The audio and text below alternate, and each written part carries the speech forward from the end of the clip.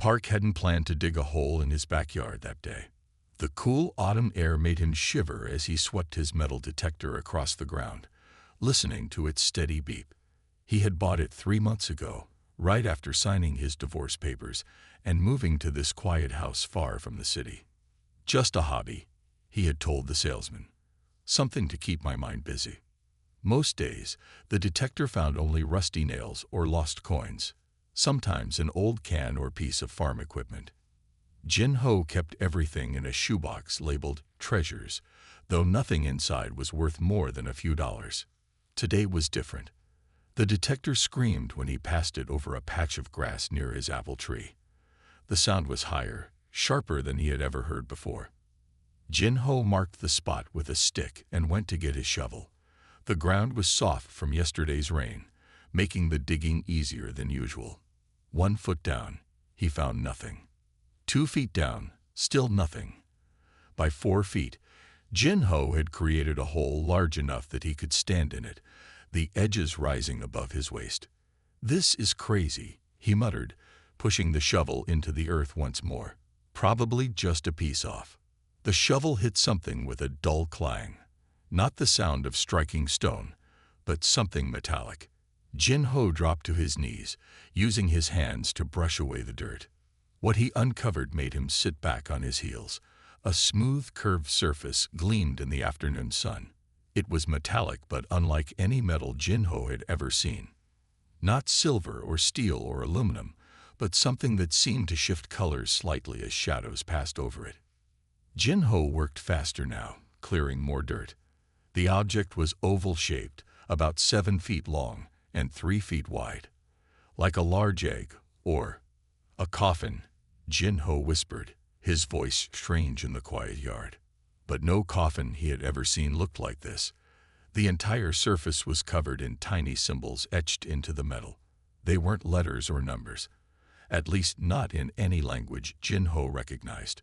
They flowed in circular patterns, forming complex designs that seemed to move if he looked at them too long. Jin-Ho climbed out of the hole and ran to his shed, returning with more tools. He spent the next hour carefully digging around the object until it was completely exposed. It sat in a perfect depression in the earth, as if it had been placed there deliberately rather than buried.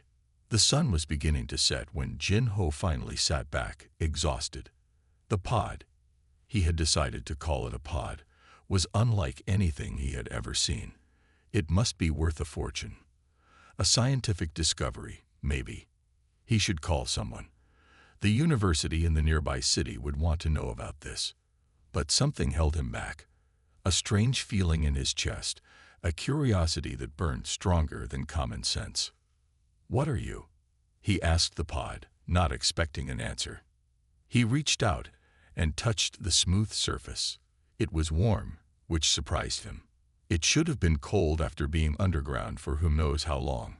His fingers traced one of the etched lines, following it to where it spiraled around what looked like a small indentation. As his finger passed over the indentation, a soft hum filled the air. Jin-Ho jumped back, nearly falling out of the hole. The hum grew louder, and then a section of the pod's surface changed. There was no other way to describe it. The solid metal simply became transparent, like a window appearing where there had been none before. Jin-Ho leaned forward, heart pounding in his chest. Through the clear section, he could see inside the pod. Someone was in there. Not something, someone. A woman, or at least a female form. She lay perfectly still, arms at her sides, eyes closed. But she wasn't human, not exactly. Her skin had a silvery sheen to it, reflecting the fading sunlight. Her features were delicate, almost too perfect, like a sculpture rather than a person. Her hair was white with hints of blue, spreading around her head like a halo. "Oh my God," Jin-Ho breathed, unable to look away. Jin-Ho. As if responding to his voice, the humming changed pitch. The pod vibrated slightly, and Jin-Ho watched as color seemed to flow into the figure inside. The silver skin took on a warmer tone, though still unlike any human complexion. Her chest began to rise and fall in a slow, steady rhythm. Jin-Ho pressed his hand against the transparent section, not knowing what else to do. The surface felt like glass now, though he knew it had been solid metal moments before. Suddenly, the woman's eyes opened. Jin-Ho fell backward with a shout. Those eyes, they were nothing like human eyes. Large and almond-shaped, with no white at all. Instead, they glowed a vibrant purple, the color shifting like light through a prism. Those strange eyes focused on Jin-Ho, blinking once, twice. The woman's head turned slightly, taking him in. There was intelligence in that gaze, awareness. She was looking at him, really seeing him. Jin-Ho couldn't move. Fear and wonder held him frozen as the humming from the pod grew louder. The transparent section suddenly vanished, returning to solid metal. Before Jin-Ho could react, a new seam appeared along the top of the pod, running its entire length. With a soft hiss, the pod opened. Steam or mist, Jin-Ho couldn't tell which, poured out, smelling faintly of something sweet and unfamiliar. The woman sat up slowly, movements graceful despite what must have been a long time in that confined space. She was dressed in a simple garment that seemed to be made of the same shifting material as the pod itself. Up close, Jin-Ho could see that her skin wasn't exactly silver, but had tiny patterns within it, like circuits or veins that occasionally flashed with inner light. Jin-Ho should have run. Any reasonable person would have, but he stayed where he was, kneeling in the dirt, watching as the woman, the alien, looked around his backyard with those incredible purple eyes. She turned back to him and tilted her head slightly. Her lips parted, and Jin-Ho prepared himself to hear sounds no human had ever heard before. Instead, she spoke in perfect, unaccented Korean. "Thank you for finding me," she said, her voice melodic and clear. "I have waited a very long time." Jin-Ho opened his mouth, closed it, then opened it again. "Who are you?" he finally managed. The woman smiled, an expression so human it was startling on her alien face. "My people do not use names as you do, but you may call me Han. It means ocean and brightness in your language, yes. I find it suitable." "How do you know Korean?" Jin-Ho asked, his mind struggling to process what was happening. "I have been listening," Han said simply. "Through the earth, through the air. Your language was not difficult to learn." She looked up at the darkening sky, where the first stars were beginning to appear. "We have much to discuss, Jin-Ho Park, and very little time." Jin-Ho stared at her. "How do you know my name?" Han pointed to a small pile of mail on the ground beside the hole, where Jin-Ho had tossed it when he started digging. "Your correspondence, but also," she touched her temple, "I can feel certain things. Your thoughts are loud." She stood up in one fluid motion and stepped out of the pod. Jin-Ho scrambled to his feet, suddenly aware of how strange this situation was. An alien had just emerged from a pod in his backyard, speaking his language and apparently reading his mind. "What are you going to do?" he asked, taking a small step backward. Han looked at him with those purple eyes. "First," she said, "I would like to see your world. It has changed much since my pod landed here. And then, we must find the others." "Others?" Jin-Ho felt a chill that had nothing to do with the evening air. "There are more of you." Han nodded, her expression serious. "My pod was not the only one. And we were not sent here by accident, Jin-Ho Park. We were sent to save you." Jin-Ho stood frozen in his backyard, staring at the alien woman who had just climbed out of the pod. The night air felt suddenly colder as her words sank in. "I am called Han," she repeated when he didn't respond. "And you are Jin-Ho Park." "How do you know my name?" he managed to ask, his voice barely a whisper. She pointed to his mailbox, visible from the yard. "Your name is there. And here." She touched her temple with slender fingers. "I can sense some things." Jin-Ho took a step back.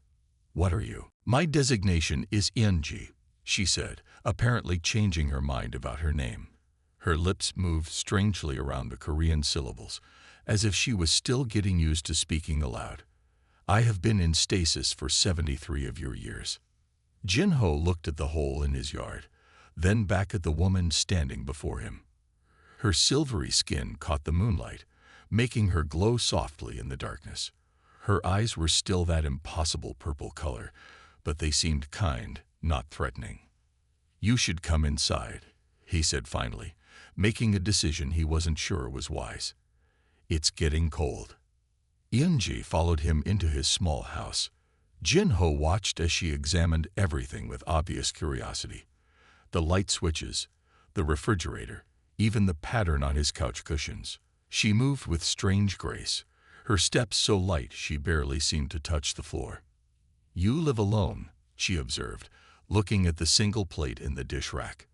Jin-ho nodded. Since my divorce. I teach history at the local high school. He made tea with shaking hands while Eunji explored his living room. When he returned with 2 cups, she was examining a family photo. These others look like you, she said. Family units. My parents and sister, Jin-ho confirmed, setting down the tea. They live in Seoul. Eunji sat on the couch, mimicking the way Jin-ho sat in his armchair. She held the teacup carefully, watching how Jin-ho sipped before doing the same. This is pleasant, she said after tasting the tea. We have similar drinks, though with different compounds. Jin-ho couldn't hold back his questions any longer. Where are you from? Why are you here? Are there others like you coming? Eunji set down her cup. I am from a system you cannot see with your current technology. Your astronomers haven't discovered it yet. She paused. I was part of an advanced scout team studying Earth's civilizations when our craft malfunctioned. I was placed in the emergency pod and ejected. The pod was programmed to bury itself for protection. And the others in your team? I don't know, she said, and for the first time, Jin-ho saw emotion cross her features, something like sadness. My communication device was damaged. I cannot contact them or my homeworld. Jin-ho tried to process this information. An alien civilization had been studying Earth. They had technology advanced enough for interstellar travel, and now one of them was sitting on his couch, drinking green tea. Are you dangerous? He asked cautiously. Eunji looked surprised. No, we are observers, collectors of knowledge. We do not interfere unless invited. That night, Jin-ho made up the spare bedroom for her. He couldn't sleep, lying awake and listening for any strange sounds from the guest room. Around dawn, he finally dozed off, only to be awakened by the smell of something burning. He rushed to the kitchen to find Eunji standing by the stove, staring in fascination at a smoking pan. I observed you cooking yesterday, she explained. The process is interesting, but more complex than it appears. Jin-ho took the pan and put it in the sink, running water over the burnt remains of what might have been eggs. Maybe I should handle the cooking for now. Over breakfast, which Jin-ho prepared, Eunji explained more about her mission. Your technology is primitive, but your cultures are fascinating, she told him, watching his television with intense focus. My people value knowledge above all else. In the days that followed, Jin-ho was amazed at how quickly Eunji adapted. She absorbed information at an incredible rate, watching Korean television programs and reading books from Jin-ho's shelves. Within a week, her speech patterns had changed to match local expressions and slang. You learned so fast, Jin-ho remarked one evening as she helped him grade papers for his history class. She had memorized every student's handwriting after a single glance and could identify their work without looking at the names. It is a natural ability of my species, she explained. We evolved as information gatherers. Jin-ho noticed other strange abilities too. One morning, Eunji cut her finger on a kitchen knife while helping prepare breakfast. The wound, which would have required stitches on a human, sealed itself within minutes. By evening, there wasn't even a scar. Does nothing hurt you? Jin-ho asked, examining her healed finger with wonder. Many things can hurt us, Eunji replied. But we repair quickly. It is necessary for space travel and exploration of different environments. As weeks passed, Jin-ho found himself growing comfortable with Yunji's presence. He told neighbors she was a cousin from Seoul staying with him for a while. If they noticed her unusual appearance, they were too polite to mention it. Yunji had learned to use a special lotion that made her skin look more human, and she wore sunglasses to hide her purple eyes when they went out. Jin-ho took her to the school where he taught, showing her around after hours. She was fascinated by the simple technology: overhead projectors, computers, even the pencil sharpeners. "Your teaching methods are inefficient but effective," she observed. "The emotional connection between teacher and student enhances learning. We could learn from this approach." One evening, as they sat on Jin-ho's porch watching the sunset, he finally asked the question that had been on his mind since the beginning. "Why were you really sent here?" he asked. "It can't just be to study us." Yunji was quiet for a long moment, her purple eyes reflecting the orange sky. "To determine if Earth is ready to join the greater community of worlds," she replied simply. Jin-ho stared at her. "There's a community of aliens? Like a Space United Nations?" "That is a simplified explanation, but essentially correct," Yunji said. "Many civilizations across this galaxy have achieved faster than light travel, some for thousands of years. There are protocols for contact with developing worlds. And Earth is a developing world." Yunji nodded. "One with great potential, but also great risk. Your species is remarkably creative and adaptable, but also prone to violence and short-term thinking." Jin-ho thought about this. "So you're like, what? Testing us?" "Observing," Yunji corrected. "My team was meant to study human societies for 50 years, then report back. Based on that report, the council would decide whether to initiate formal contact. And now, your team is gone. Your ship is destroyed. What happens to the mission?" Yunji looked at Jin-ho, her expression unreadable. "Now, you are my only data point. My interactions with you will form the basis of my assessment." Jin-ho felt the weight of her words. Somehow, his reactions, his behavior, might determine whether humanity was deemed worthy of contact with advanced civilizations. "No pressure," he muttered. To his surprise, Yunji laughed, a sound he had never heard from her before. It was light and musical, like wind chimes. "You just made a joke," she said, sounding pleased. "Humor is highly valued among my people as well. It suggests higher cognitive functions and emotional intelligence." Jin-ho smiled despite himself. "So I passed that test." "It was not a test," Yunji insisted. "But yes, you did well." As darkness fell, they moved inside. Jin-ho made dinner while Yunji set the table, a routine they had established over the past month. It felt strangely normal now, sharing his home with a being from another world.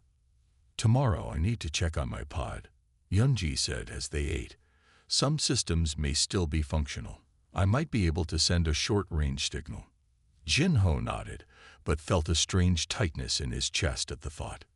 If she contacted her people, would they come for her? Would she leave? "I'll help you," he said, pushing the thought away. "We can go in the morning before school." Yunji looked at him with those mysterious purple eyes. "You have been kind, Jin-ho Park. Not all humans would have helped a stranger like me." "Not all humans find aliens in their backyard," Jin-ho replied with a smile. Later that night, as Jin-ho lay in bed, he wondered what would happen when Yunji's people eventually came for her. Would Earth be welcomed into this greater community she spoke of? Or would her report suggest humans weren't ready? And why did the thought of her leaving make him feel so empty inside?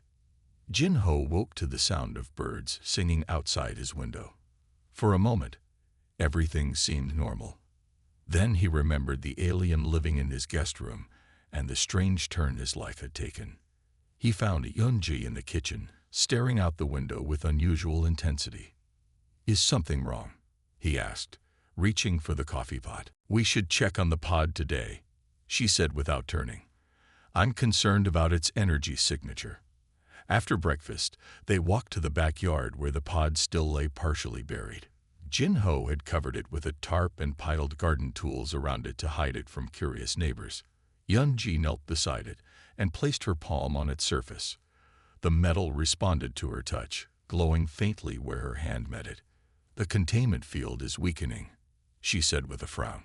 "It's releasing trace energy signatures." "Is that bad?" Jin-Ho asked. "It could be detected by your more advanced monitoring systems. Military, scientific research facilities." Jin-Ho felt a chill. "Can you shut it down?" "I'll try."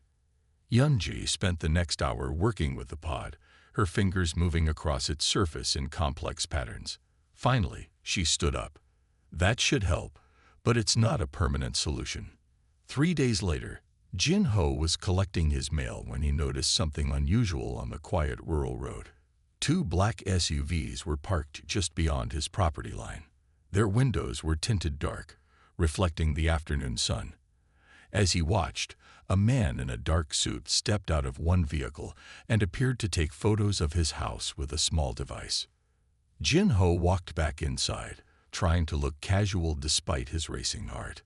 "We have visitors," he told Eun-ji, who was reading a book on Korean history. "Government types, I think." Eun-ji set down the book, her purple eyes darkening with concern. "Let me see." She peered through the window curtains for only a moment before turning to Jin-Ho with a grim expression. "They've detected the pod's activation signal. My attempts to mask it weren't enough." Her voice was tight with urgency. "We must leave immediately." "Leave? Where would we go?" "Anywhere away from here. Do you have a place that wouldn't connect to you?" Jin-Ho thought quickly. "My friend Taiwan has a fishing cabin in the mountains. It's pretty remote. He might let us use it. Call him. Now. And pack only what you absolutely need." Jin-Ho was surprised by the command in her voice, so different from her usual gentle manner. He called Taiwan, making up a story about needing to get away for personal reasons. His friend was confused but agreed to let Jin-Ho use the cabin. "The key is under the blue flower pot," Taiwan said. "But what's going on? You sound strange." "I'll explain later," Jin-Ho promised, knowing he probably never could. They packed quickly. Jin-Ho threw clothes and food into a duffel bag, while Yun-ji gathered components from the pod, wrapping them in a blanket.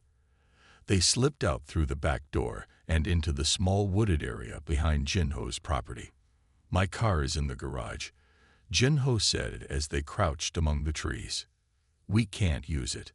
They'll be tracking vehicles leaving your property," Yun-ji replied. "We'll need to walk to the main road and find alternative transportation." Jin-Ho stared at her. "You've done this before." "My people prepare for many scenarios," was all she said. They hiked through the woods for nearly an hour before reaching a bus stop on the highway. The bus took them to the next town, where Jin-Ho withdrew cash from an ATM and rented a car using his school ID rather than his driver's license. "They'll still be able to track this," he said as they drove toward the mountains. "Yes, but it will take time. And time is what we need most now." Taiwan's cabin was little more than a one-room structure with basic amenities: a wood stove, a small bathroom, and a kitchenette. It sat beside a small lake, far from any neighbors. Jin-Ho found the key exactly where his friend had said it would be.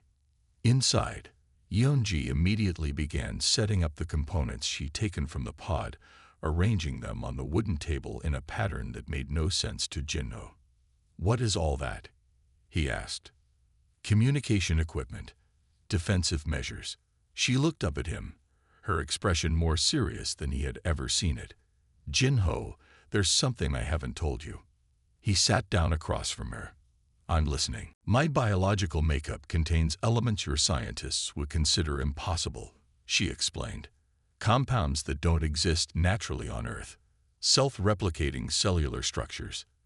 If weaponized by your military, it could cause devastation." Jin-Ho tried to understand. "You mean they would want to study you? Experiment on you?" "Some would. Others would simply fear me and want me destroyed. She connected two objects that began to glow with soft blue light. My mission was peaceful. We never intended to interfere with Earth's development, but now I fear my presence may accelerate a dangerous path. That evening, they found an old television in the cabin. The reception was poor, but they managed to tune into a news channel. A government spokesman identified as Director Kim was giving a press conference. He was a tall man with a rigid posture and cold eyes. The National Security Agency is conducting a search for unauthorized foreign technology in the southern region, he announced. We have reason to believe potentially hazardous materials have entered our country. Anyone with information should come forward immediately. His gaze seemed to bore through the screen as he added, national security measures will be taken against any individuals who interfere with this investigation. Yoonji switched off the television. He will not stop, she whispered, and he cannot understand what he seeks to control. Jin-ho paced the small cabin. How did they find out? Who even knows to look for something like your pod? There are always those who watch the skies, Yoonji said. In every world we've studied, there are government agencies that monitor for signs of extraterrestrial activity. Most dismiss what they find, but some keep looking. Jin-ho stopped pacing. You've visited Earth before. Other planets too. Yes, we've been studying developing worlds for thousands of years. Earth is special interest to us. She hesitated. There are similarities between our species that suggest a common ancestor, far in the cosmic past. This new information stunned Jin-ho. You mean humans and your people are related? It's a theory, one I was sent to investigate further. Yoonji stood and looked out the window at the darkening forest. Now I fear I put you in danger. Me? I'm nobody. Just a high school history teacher. Yoonji turned to face him. You are the first human to make contact with my kind in 300 years. The last time didn't end well for either side. Jin-ho felt a chill run through him. What happened? Fear. Misunderstanding. Violence. She looked down at the alien components on the table. We retreated and decided to observe from a distance until humanity was ready. And now? Now we are both fugitives. She placed a hand on his arm. Her touch was warm, almost feverish. I'm sorry, Jin-ho. This was never supposed to happen. Later that night, as Jin-ho tried to sleep on the small couch while Yoonji took the bed, he heard her moving around. He opened his eyes to see her standing by the window, her silvery skin glowing faintly in the moonlight. She was looking up at the stars, one hand raised as if reaching for them. Can you see your home from here? He asked softly. No, she replied without turning. It's too far. Even your most powerful telescopes couldn't see it. Do you miss it? She was silent for a long moment. I miss knowing my purpose. Everything was clear before I met you. And now? Yoonji finally looked at him, her purple eyes reflecting the starlight. Now I question whether I can complete my mission as intended, whether I should. Jin-ho sat up. What do you mean? My report was meant to be objective, clinical, but you have shown me kindness, friendship, things I didn't expect to find here. She looked back at the stars. It changes how I see your world. Outside, an owl hooted in the darkness. The sound seemed to break the moment, reminding them both of their precarious situation. We should try to rest, Yoonji said. Tomorrow we need to make contact with my people, if we can. Jin-ho nodded, though his mind was racing with questions. As he settled back on the couch, one thought kept returning. If Yoonji managed to contact her people, would they come to rescue her? And if they did, what would happen to Earth, and to him? The morning sun filtered through the cabin windows, casting long shadows across the wooden floor. Jin-ho watched as Yoonji examined the components she had salvaged from her pod. Her silver fingers moved with precision, connecting wires and adjusting tiny mechanisms that glowed with soft blue light. It's not enough, she finally said, looking up at him. We need more components from my pod to signal my people. Without a proper transmitter, any message I send will be too weak to reach beyond your solar system. Jin Ho ran his hands through his hair in frustration. We can't go back to my house. Those men in black suits are probably watching it. Then we must find another way. Yunji's purple eyes seemed to glow brighter as she thought. Is there someone else who might help us? Someone you trust? Jin Ho considered this. Maybe Ta Wan. It's his cabin, after all. And he's good with electronics. He fixes computers for extra money. Call him, Yunji urged. But be careful what you say. Your communication devices are easily monitored. Jin Ho used the cabin's old landline phone to call his friend, asking him to come to the cabin for a fishing trip. He tried to sound casual, but Ta Wan knew him too well. You hate fishing, Ta Wan said suspiciously. What's really going on, Jin Ho? I can't explain over the phone. Please, just come, and don't tell anyone where you're going. There was a long pause. I'll be there this afternoon, Ta Wan finally agreed. While they waited, Jin Ho and Yunji prepared for his arrival. They decided to tell him the truth. They had no choice if they wanted his help. Will he believe us? Yunji asked. I don't know, Jin Ho admitted.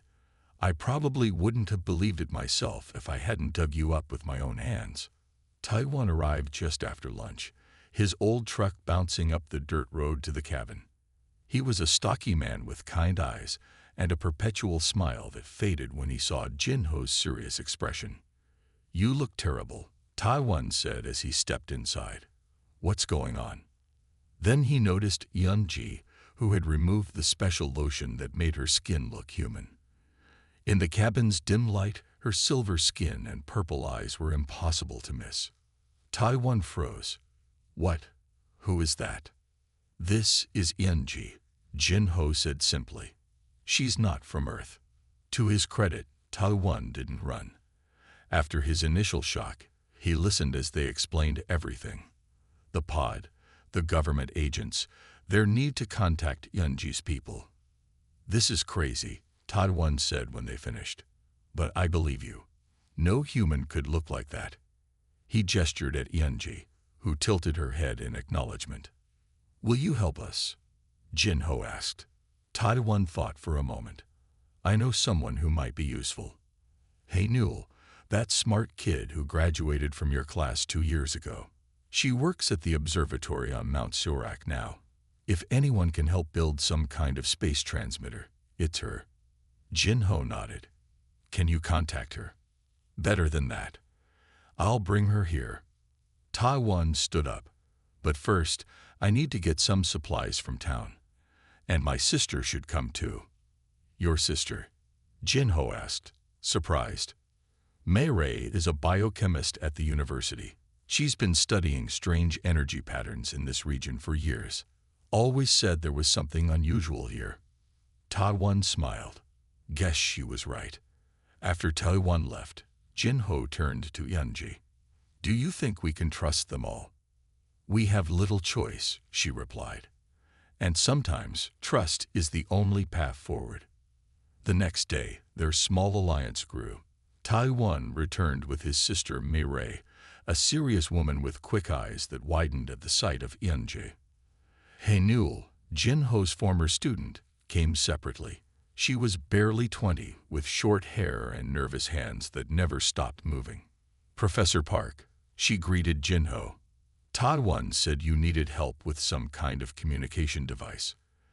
Then she saw Yunji, and her scientific curiosity immediately took over. Incredible. Are you really extraterrestrial? What's the atmospheric composition of your home planet? How does your biology process oxygen? Mei Ray was more interested in the components from the pod. These energy signatures match patterns I've been recording for years, she said, examining the glowing pieces. I always knew something was out there. Together, they began to formulate a plan. He Newell had access to the observatory's radio equipment. Mei Ray knew the surrounding mountains better than anyone, and Ta Wan brought practical skills that would help them build whatever they needed. As they worked, Yunji shared more about her people and their history with Earth. The ancient carvings in your mountains, she told them as they studied local maps. They aren't just art. They're records of my ancestors' previous visits. Your people and mine share more than you realize. You mean those symbols at Yongdam Cave? Mireille asked, surprised. Archaeologists think they're just primitive drawings of the stars. They are star maps, Yunji confirmed, but not seen from Earth. They show the view from my homeworld. Jinho was amazed. How long have your people been visiting Earth? Thousands of your years, Yunji said. We watched your civilizations rise and fall. We helped, sometimes, in small ways. The legends, Hainul whispered. Every culture has stories about beings from the stars who gave knowledge to humans. Yunji nodded. Not all myths are just stories. For 3 days, they worked to build a transmitter using parts from the pod combined with equipment Hainul borrowed from the observatory. They set it up on the cabin's roof, pointing it toward a specific spot in the night sky that Yunji identified. This should work, Hainul said, making final adjustments. If her people are listening. That night, as they prepared to activate the transmitter, Jinho noticed headlights on the distant road. Then more appeared. Black shapes moving through the trees. They found us, he said, his heart sinking. Yunji looked out the window. Government forces, many of them. How? Ta-Wan demanded. We were so careful. The energy signature from our work, Mireille realized. It must have spiked when we tested the transmitter. Jinho watched as black SUVs surrounded the cabin. Men in tactical gear took positions among the trees. He recognized Director Kim stepping out of the lead vehicle, his cold eyes scanning the cabin. What do we do? Hainul asked, her voice trembling. Yunji stood in the center of the room, suddenly looking more alien than she ever had before. Her silver skin seemed to pulse with inner light. I will speak to them, she said calmly. They'll capture you, Jinho protested. Or worse. No, Yunji said with quiet confidence. They will not. Before anyone could stop her, she walked to the door and stepped outside. Jinho and the others crowded at the windows, watching in horror as she stood on the porch, facing dozens of armed agents. Director Kim's voice boomed through a megaphone. Surrender the alien technology immediately. This is a matter of national security. The agents raised their weapons. Tranquilizer guns, Jinho realized. They wanted Yunji alive. But she simply raised her hand. A strange humming filled the air, and a shimmering dome of energy expanded from her palm, growing until it encompassed the entire cabin and the small yard around it. The first volley of tranquilizer darts hit the dome and fell harmlessly to the ground. We do not bring weapons, she announced, her voice somehow carrying to every corner of the clearing. We bring knowledge. Director Kim stepped forward, his face twisted with anger. Stand down and surrender. You are in violation of. He was interrupted by a high-pitched tone that seemed to come from everywhere at once. Jinho and the others rushed outside to join Yunji under the protection of the dome. What's happening? Jinho asked. Yunji looked up at the night sky, her expression one of wonder. They heard us, sooner than I expected. Around the world, strange things were beginning to happen. In museums and private collections, artifacts that had puzzled archaeologists for centuries suddenly activated. Ancient stone tablets in Peru, bronze discs in China, clay figures in Mexico, all began to emit the same signal, converging on the energy dome where Yunji stood. Inside the National Museum in Seoul, a small jade figurine that had been dated to 3000 BC began to glow with blue light. The security cameras recorded it rising into the air, hovering for 3 seconds, then settling back into its display case. At the cabin, Director Kim and his men watched in confusion as the dome around Yunji and her friends grew brighter. The energy signature was off the charts, scrambling their equipment and causing their vehicles to shut down. What have you done? Director Kim demanded, his confidence faltering. I have simply called home, Yunji replied. And they have answered. Jin-Ho stood beside her, feeling the energy pulsing through the dome. It didn't hurt. Instead, it felt warm and somehow familiar, like a memory he couldn't quite place. "What happens now?" he asked Eunji quietly. She turned to him, her purple eyes reflecting the stars above. "Now we wait. My people will come. And then Earth must choose," she said, "to join us in knowledge and peace, or to continue alone." Director Kim was shouting orders, trying to regain control of the situation, but his men were backing away from the dome, their weapons lowered. Some were pointing at the sky, where lights had begun to appear, not stars, but something moving with purpose. Jin-Ho looked up and understood that nothing would ever be the same again. Jin-Ho stood at the window of the cabin, watching as the lights in the sky grew larger. The energy dome Eunji had created still protected them from Director Kim and his agents, who had retreated to a safe distance. The government men spoke urgently into radios and phones, their faces pale in the glow of the dome. "What are those lights?" Ta-One asked, pointing at the sky. "Scout ships," Eunji replied. Her silver skin seemed to pulse with excitement. "My distress signal reached a nearby observation post. They've sent an advance team." Hamul, the young astronomer, stared upward with her mouth open. "This is impossible. Our radar systems would have detected them approaching." "Your technology cannot detect our ships unless we wish to be seen," Eunji explained. "Now we wish to be seen." The lights descended slowly, resolving into 3 small craft that hovered above the clearing. They made no sound, not even the whoosh of air that should accompany objects moving through the atmosphere. Each was about the size of a car, shaped like smooth teardrops that glinted with the same strange metal as Eunji's pod. Director Kim shouted orders to his men, some of whom raised weapons despite their obvious fear. "Tell them to stop," Eunji said urgently to Jin-Ho. "If they fire, the scout ships will activate defense protocols." Jin-Ho stepped to the edge of the dome. "Director Kim, don't shoot. They mean no harm." The government official hesitated, then raised his hand, signaling his men to lower their weapons. He approached the energy dome cautiously. "What is happening here?" he demanded, trying to maintain authority even as historic events unfolded around him. "First contact," Jin-Ho said simply. "Real first contact." One of the scout ships descended to the ground just outside the energy dome. Its surface rippled, and an opening appeared. A figure emerged, humanoid, like Eunji, but taller and clearly male. His skin had the same silvery quality, though his was marked with intricate patterns that seemed to indicate rank or status. Eunji stepped forward, lowering the energy dome. Jin-Ho tensed, expecting Director Kim's men to rush forward, but they remained frozen in place, weapons at their sides. The alien visitor spoke in a language Jin-Ho didn't understand, musical and complex. Eunji responded in the same tongue, occasionally gesturing toward Jin-Ho and the others. Finally, the visitor turned to Director Kim. "I am Commander Subin," he said in perfect Korean. "Your government has been contacted through proper channels. This operation is now under international jurisdiction." As if to confirm his words, phones began ringing among the government agents. Director Kim answered his, and Jin-Ho watched the man's face change as he received new orders. "Stand down."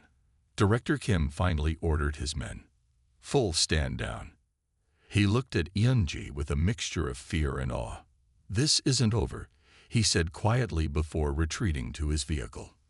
The next 3 days passed in a blur. Jin-Ho and his friends were taken aboard the main ship, where they met more of Eunji's people. Medical scans confirmed they were unharmed by their exposure to alien technology. Meanwhile, around the world, something extraordinary was happening. Similar ships appeared silently over major cities: Seoul, New York, Moscow, Beijing, London, Cairo. They made no aggressive moves, simply hovering in place, visible to millions. Unlike the invasion scenarios depicted in countless films, they made no demands or threats, only a request to address the United Nations. World leaders scrambled to organize an emergency session. On the third day, Jin Ho found himself in an impossible situation, standing in the Great Hall of the United Nations in New York, beside Yunji. She wore formal attire from her world, a flowing garment that seemed to be made of liquid metal, shifting colors as she moved. "Are you nervous?" she asked him as they waited to be introduced. Terrified, Jin Ho admitted, "I'm just a history teacher. I don't belong here." "You were the first to show kindness to a stranger from the stars," Yunji said. "There is no one better suited to stand with me today." The Secretary General of the UN approached the podium. "Distinguished delegates, today marks the most significant moment in human history. We are honored to welcome representatives from a civilization beyond our world." Yunji stepped forward, Jin Ho at her side. Cameras flashed. Billions of people watched on screens around the world. "People of Earth," Yunji began, her voice clear and strong. "I come before you not as a conqueror or a savior, but as a neighbor in the vast cosmos we share." She introduced Ambassador Da Hyun, her superior officer who had arrived with the main delegation. The ambassador was an imposing figure, taller than any human, with silver skin that bore elaborate markings denoting his high rank. The ambassador's gentle voice carried to the billions watching worldwide. "Humanity stands at a crossroads," he announced. "We offer partnership, not subjugation. Knowledge, not control." He explained that Earth was one of many developing worlds their civilization had observed over millennia. Now, due to unexpected circumstances, Yunji's emergency landing and Jin Ho's discovery of her pod, formal contact had been accelerated. "We would have preferred a more gradual approach," Da Hyun said, "but sometimes the universe has its own timetable." In the days that followed, protocols were established for knowledge exchange. A neutral site in Switzerland was designated as the main contact point. Scientists, doctors, and engineers from around the world were invited to participate. Jin Ho expected to return to his quiet life, his role in history complete. But Ambassador Da Hyun had other ideas. "We need someone who understands both our worlds," he told Jin Ho. "Someone humans trust and who has shown compassion toward our kind." And so Jin Ho became Earth's first liaison to what humans came to call the galactic community. His simple home was replaced by an office at the new Global Contact Center. His days of teaching history were replaced by helping make it. The changes came faster than anyone could have predicted. Within months, treatments were developed for diseases long considered incurable. Cancer, Alzheimer's, and many genetic disorders became manageable conditions rather than death sentences. Clean energy solutions replaced fossil fuels within a year. The designs were simple enough that even developing nations could implement them, ending energy poverty and dramatically reducing pollution. 6 months after first contact, Jin Ho sat in a cafe in Seoul with Yunji, watching people pass by on the street. Many glanced up occasionally at the elegant alien ship that now permanently hovered above the city, a symbol of the new era. "They're adapting well," Yunji observed. "Humans are remarkably flexible." "We've had lots of practice changing," Jin Ho replied, sipping his coffee, though usually not this quickly. A child walked by, pointing excitedly at Yunji. Instead of fear or suspicion, the faces Jin Ho saw showed curiosity and wonder. The world was changing, and for the better. "There are still problems," Jin Ho said. "Some religious groups see your people as a threat to their beliefs. Some governments worry about losing power. And there are those who think we're moving too fast." "Change is never easy," Yunji agreed. "But the path is set now. There's no going back to the isolation of before." As Earth's first liaison to the galactic community, Jin Ho often reflected on how a simple metal detector had changed the course of human history. How different things might have been if he had chosen to dig somewhere else in his yard that day, or if he had never bought the metal detector at all. In quiet moments with Yunji, now the permanent ambassador to Earth, He would ask if she had somehow planned to land in his backyard all those decades ago. She would smile mysteriously and say, "The universe has patterns we're only beginning to understand."